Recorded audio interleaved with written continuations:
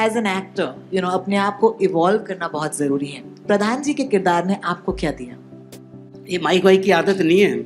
लौकी समझ के पकड़। हाँ चीज लौकी समझ के पकड़।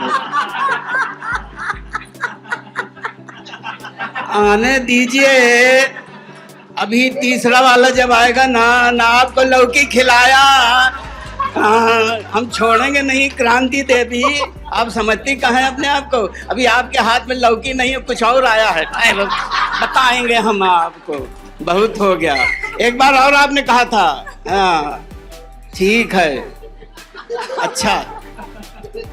तो प्रधान के किरदार से मैंने बहुत सीखा। एक्चुअली सीखने की मेरी आदत ही है, हमेशा से ज़िंदगी भर सीखते ही चला आ रहा हूँ और सीखने भी बड़ा मज़ा आता है। कोई भी कुछ कह देता सुन लेता हूँ, उससे सीख लेता हूँ और सीख ऐसे लेता हूँ कि पता नहीं ये जो कर रहा हूँ सही कर रहा हूँ या गलत कर रहा हूँ। अगर गलत कर रहा हूँ तो सही रास्ता इख्तियार कर लेता हूँ और सही कर रहा हूँ तो गलत रास्ता नहीं इख्तियार करता फिर।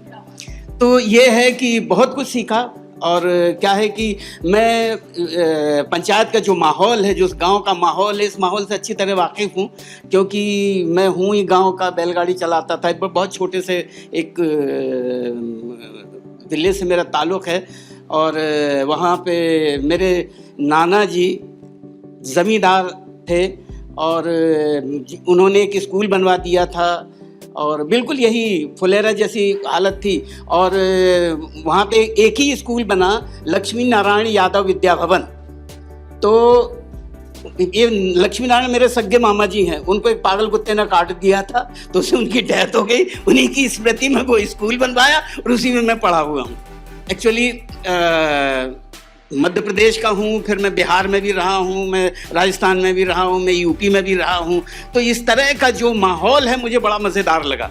ये पूरे पंचायत का मज़ेदार, ऐसा लगता है कहीं ना मेरे अंदर ही है, वो मेरी ज़मीन से ही जुड़ा हुआ है।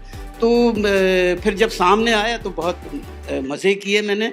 और साथ में ये जो बड़े बड़े गुंडे, ये जिन्होंने एक्टिंग में गुंडागर्दी अख्तियार कर रखी है, इनका साथ मिल गया। ये देखो गुंडी है, ये सब, तो इनके साथ फिर और मज़ा आ गया। फिर लोगों से ही बहुत सीखा मैंने। बिल्कुल हाँ बिल्कुल। एक्चुअली मैं बहुत ज़्यादा काम करना नहीं चाहता, नहीं पंचायत भूल जाऊँगा मैं। तो मैं आराम से इत्मीनान से, शुरू से मेरी आदत यही रही, जितना बर्दाश्त हो जाए उतनी करो। ऐसा नहीं कि एक पैर इधर रखा हो, दो कश्तियों में सवार हो जाऊं तो फिर ना इस कश्ती में बचूंगा ना उसमें, मैं तो बीच में रह जाऊंगा। तो मुझे इत्मीनान से काम करने में बड़ा मज़ा आता है और वैसे ही काम करना चाहता हूं मैं। और ये मेरी नीयत ही पहले से ऐसी रही कि वही काम करो जो लोगों को अच्छा लगे, जो खुद को अच्छा लगे। अगर खुद को अच्छा नहीं लगेगा तो लोगों को क्या अच्छा लगेगा। मैं एक छोटे से गांव से मेरा ताल्लुक़ है और हम आधार ताल, वो जगह जबलपुर में है एक आधार ताल, वहीं पे तालाब के किनारे एक टीला है, टीला पे एक मकान था और मैं 2.5-3 साल का रहा हूँगा। और दूर से एक पापड़ वाला निकलता था, पापड़ बेचते हुए, और वो सिर्फ एक घर के लिए, पापड़ के लिए आवाज़ लगाता था, पापड़ बेचने की, तो सिर्फ हमारे घर था। तो दूर से आवाज़ लगाता था, मूंग का पापड़ लो, उड़द का पापड़ लो, मूंग का पापड़ लो, उड़द का पापड़ लो। वाह वाह। तो बस ये था, वो पापड़ वाला मेरा उस्ताद बन गया। फिर मैं दिन भर घर में पापड़ बेचता रहता था और तरह तरह से बेचता था कि मूंग का पापड़ लो, उड़द का पापड़ लो, मूंग का पापड़ लो, उड़द का पापड़ लो, मूंग का पापड़ लो, उड़द का पापड़ लो।